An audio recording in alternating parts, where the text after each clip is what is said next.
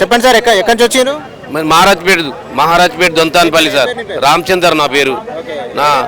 నాకు problem sir, నాకు భూమిలో తొవ వదులుతలేదు సార్. వాళ్ళు ఒక 40 సంవత్సరాల కింద వాళ్ళే అమ్మిండ్రు. వాళ్ళకి 20 ఎకరాలు ఉంది సార్. సంటలో నేను ఒక్కరిని ఉన్నా. నన్ను కావాలని మలమల కొట్టనీకి వస్తారు వాళ్ళు. కొట్టనీకి నేను ఒక్కరిని గ్రామ పంచాయతీలో చెప్తే కూడా పట్టించుకోవట్లేదు సార్ ఎవరు. నాకు ఆ భూమి లేకపోతే నాకు తిండికి తిప్పలేదు సార్. నాకు ఓపెన్ బియ్యం కూడా దొరుకుతలేదు. ఇక సీఎం గారు న్యాయం చేస్తాడని ఆ వేరులో చెప్తే ఇక్కడ వచ్చిన సార్. నాకేం దోయక ఇక్కడ వచ్చిన సార్. నాకు న్యాయం జరగాలి సార్. అక్కడ నాకు దారే సార్. దారి ఉంటే నేను పంట పెట్టుకుని బతుకుతాను. నాకు ఏం వద్దు. నా భూమి పాస్బుక్లు అన్నీ ఉన్నాయి సార్. నాకు పట్ట అంతున్నది. నాకు ఖాళీ దారే సార్. దారి వదిలితే చాలు సార్, నేను పంట పెట్టుకుంటా.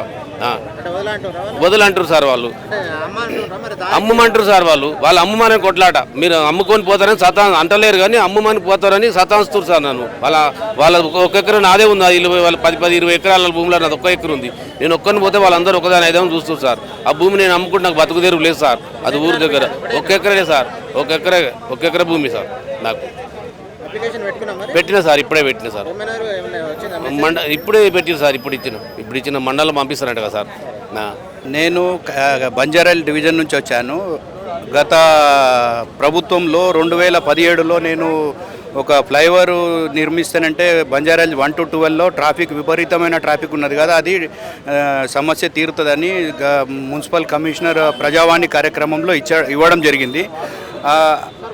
అనేక సార్లు వెళ్ళి చెప్పడంతో ఏమైందంటే వాళ్ళు కూడా సాధ్యాసాధాలు పరిశీలించి రోడ్ వేయడానికి టెండర్ కూడా ఇచ్చినారు. 1 కోటి పైచిలుకు 1 కోటి 5 లక్షలు 8 లక్షలు టెండర్ పనిని చాలు చేశారు. చాలు చేసిన తర్వాత మా యొక్క కాలనీ గుండా రోడ్ వేయొద్దు అని వాళ్లకు కాలనీకి పక్కకు ఆనుకొని ఉన్న రోడ్డులో మేము రోడ్డుని వంతెన ఏర్పాటు చేస్తేనంటే ట్రాఫిక్ ఎలాంటి ఎవరికి ఎలాంటి నష్టం జరగదు అని చెప్పడం.